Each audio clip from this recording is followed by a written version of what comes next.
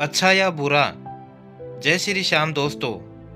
कई बार हम बहुत ज़्यादा ही अपनी लाइफ को लेकर सीरियस हो जाते हैं। जैसे कि कुछ बुरा हुआ तो हम उदास हो जाते हैं, और पल भर में जब कुछ अच्छा घटित होता है तो हम खुश हो जाते हैं।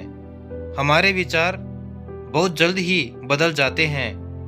हम यह नहीं सोचते कि जो घटित हुआ है वह हमारे लिए अच्छा है या बुरा। हमारे साथ घटी घटना का भविष्य में क्या प्रभाव पड़ेगा ये हमें खुद पता नहीं होता। दोस्तों, आज की यह कहानी आपको कठिन परिस्थितियों में धैर्य का महत्व सिखाएगी। तो चलिए शुरू करते हैं। एक समय की बात है, एक रामू नाम का किसान था। उसके पास एक घोड़ा था। रामू अपने इस घोड़े से बहुत प्यार करता था, और रामू को अपने घोड़े पर बहुत गर्व था, जो रामू की कमाई का जरिया भी था। अपनी इस कमाई से रामू अपने परिवार का पेट भरता था। लेकिन एक दिन वह घोड़ा भाग गया। उसके भागने के बाद समाज के लोग और रामू के पड़ोसी उसके पास आकर उससे कहने लगे, हे भगवान, तुम्हारा घोड़ा जिस पर तुम्हें बहुत घमंड था वह तो भाग गया। उसको सांत्वना देने लगे कि उसके साथ बहुत बुरा हुआ है। लेकिन रामू ने उसका जवाब बहुत ही सहजता से देते हुए कहा, हाँ, बहुत बुरा हुआ। फिर अगले दिन घोड़ा वापस आ गया। लेकिन सिर्फ घोड़ा वापस नहीं आया, बल्कि वह अपने साथ 3 जंगली घोड़े भी लाया था। 3 घोड़े साथ देख फिर रामू के पड़ोसी उसके पास दौड़ते हुए आए और उस रामू से कहने लगे, आपका घोड़ा आ गया है और अपने साथ 3 और घोड़े भी लाया है। यह तो बहुत ही अच्छी बात है। आपकी किस्मत बहुत अच्छी है। रामू यह सुनकर बहुत ही खुश हुआ और उनकी तरफ देखा। फिर उसका जवाब बहुत ही साधारण रूप से दिया और कहा, हाँ, शायद। कुछ दिनों बाद रामू का बेटा चरण उन्हीं जंगली घोड़ों में से किसी एक को काम के लिए उपयोगी बनाने की कोशिश कर रहा था। लेकिन इसी कोशिश के दौरान घोड़े ने चरण को जमीन पर पटक दिया और उसका पैर बुरी तरह से टूट गया।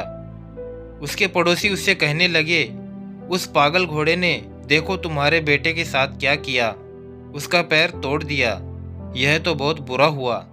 रामू फिर दुखी हुआ और फिर से उसी तरह जवाब दिया और कहने लगा, हाँ, शायद मेरे बेटे के साथ गलत हुआ।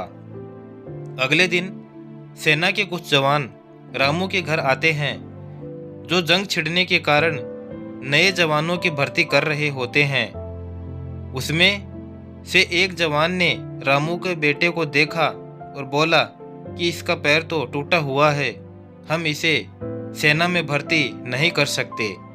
और वे जवान गांव के सभी लड़कों को लेकर अपने साथ चले गए।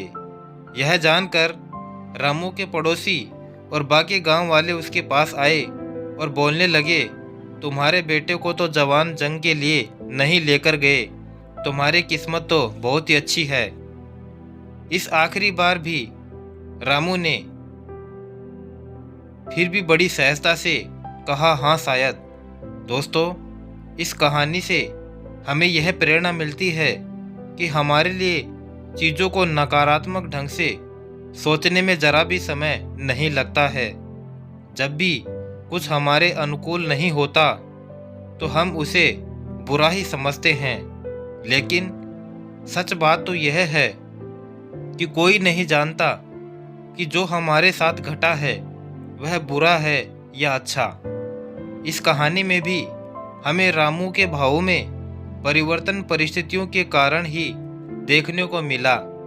बुरी परिस्थितियों में वह नकारात्मक हो जाता है और अच्छी परिस्थितियों में वह सकारात्मक। इन नकारात्मक और सकारात्मक परिस्थितियों के बीच के समय में ही हमारा धैर्य रखना बहुत ज़रूरी होता है। क्या वाकई में यह बता सकते हैं कि हमारे साथ जो घट रहा है वो गलत है या सही, बिना यह जाने कि भविष्य में उसका क्या प्रभाव पड़ेगा हम पर या हमारे जीवन पर?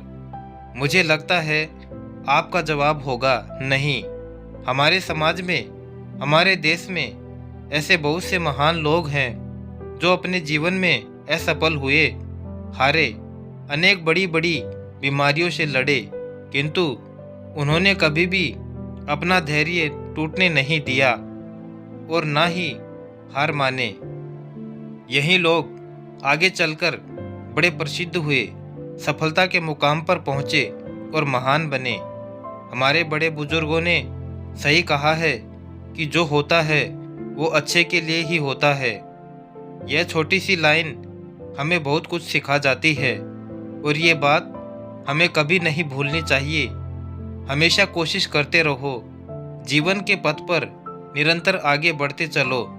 बस आपको करना यह है, किसी बात को लेकर ज़्यादा परेशान नहीं होना है, अपने आप को शांत रखना है, अपने काम से काम रखना है। तो दोस्तों, उम्मीद करता हूँ कि यह कहानी आपको पसंद आई होगी। तो एक प्यारा सा लाइक करें और साथ ही साथ चैनल को सब्सक्राइब कर बेल आइकन ज़रूर प्रेस कर लें, ताकि आने वाले नई वीडियो के नोटिफिकेशन आप तक सबसे पहले पहुंच जाए। वीडियो को अंत तक देखने के लिए आपका दिल से बहुत बहुत धन्यवाद। जय श्री श्याम।